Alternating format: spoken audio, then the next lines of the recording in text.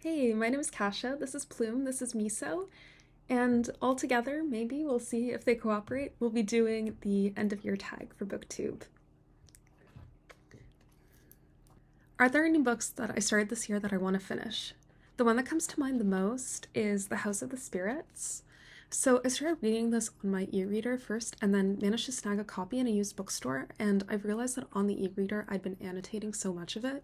So now I've gone back to what I'd read on the e-reader and I'm annotating one color per character, all the bits that seem important or really cool. So I'm essentially rereading it from the beginning, but I need to actually finish the book. I still have a good 150 pages to go, and they're quite dense, these 150 pages. I've shown the tiny font of the book before.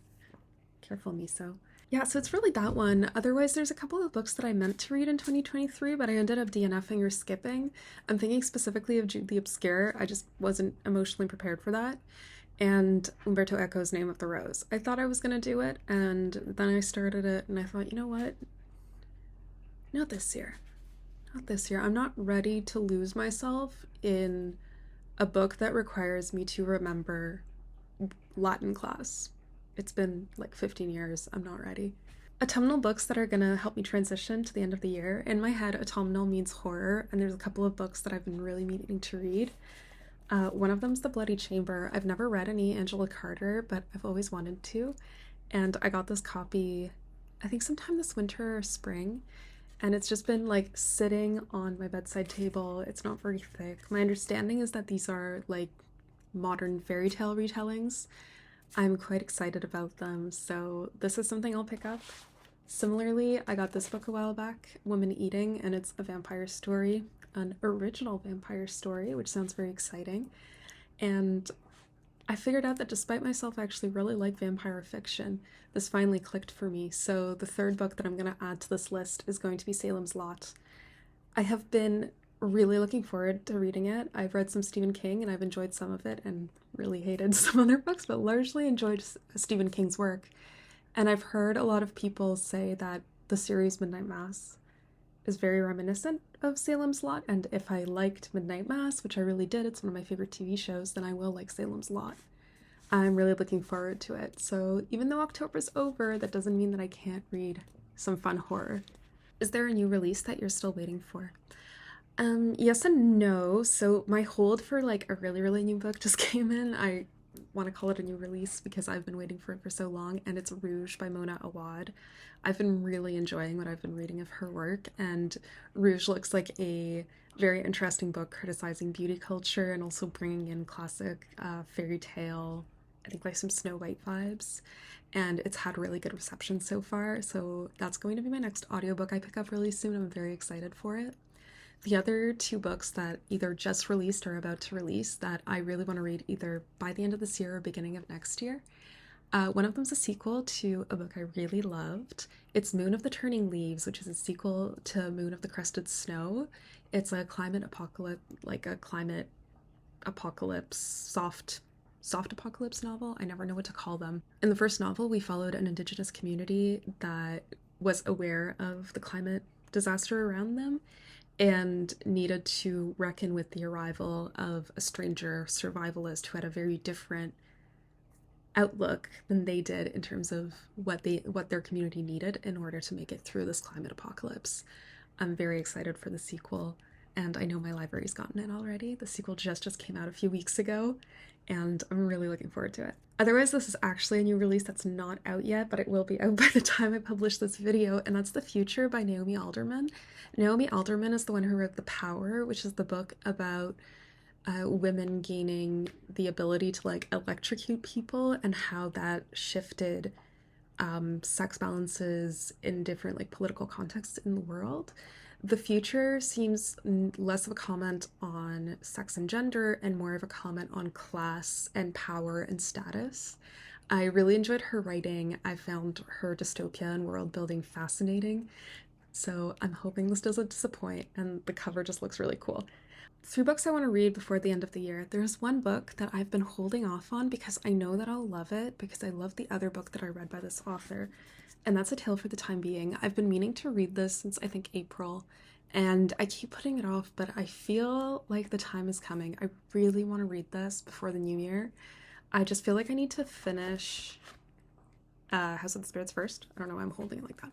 I feel like I need to finish House of the Spirits first because I'm going through this really slowly and annotating it, and I have a feeling that I'm going to want to go through this really slowly, and I feel like I need like one project book at a time, so I don't want to read them at the same time. But I really want to finish this before the new year. It's a highly anticipated read. I'm very excited for it.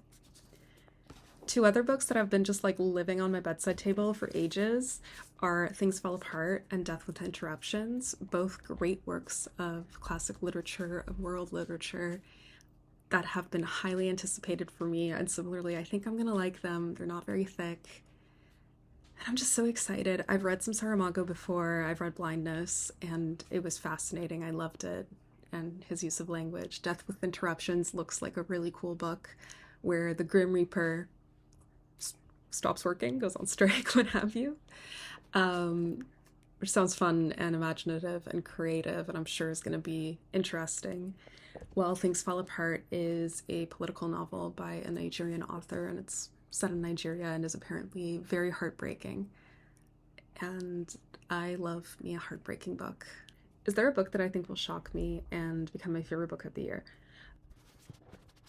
I hope so.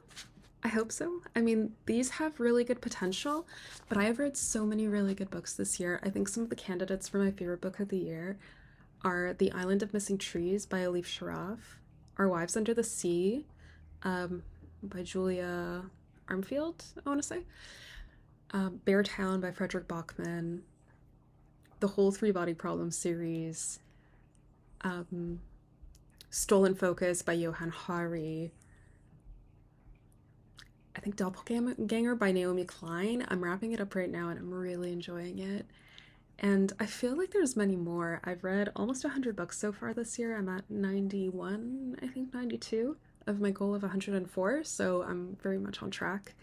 And it's going to be really hard to pick the best book of the year, especially because I have so many highly anticipated reads that I recently either acquired from the library or that have been living on my bedside table. And I have started making plans for my 2023 reading list, and what that actually consists of is on Goodreads. I have a little, one of my bookshelves is called Want to Read in 2023, and I've just moved a bunch of those books over into Want to Read 2024. So there's currently 153 books on there, and that doesn't include the multiple lists I have on Libby of Want to Read very soon and Should Read eventually. So I'm making reading plans in the sense that I'm just overcommitting in terms of library holds, Libby holds, audiobooks I've bought. I recently bought a memoir of a woman struggling with endometriosis and chronic pain. I'm going to put it up here. It's something like the tiger in the cage, that kind of language, and it looks fascinating. And I've also recently bought a book on degrowth and climate change and capitalism, which I will also pop up here. I'm really excited for those, but I'm like, no, that's a 2024 problem. And there's so much literary fiction I've been looking forward to that I'm like, that's a 2024 problem. And other bedside books. I recently had a bunch of book hauls from like the library and little bookstores, and I have so many books. I have so many unread books, and I just want to read everything at once. And the problem is that when I find a good book, I want to read more of that author. So like I've been really, this is just a little video about House of the Spirits. I've been loving this book so much, and it's Isabella Allende's first novel. It's a family saga.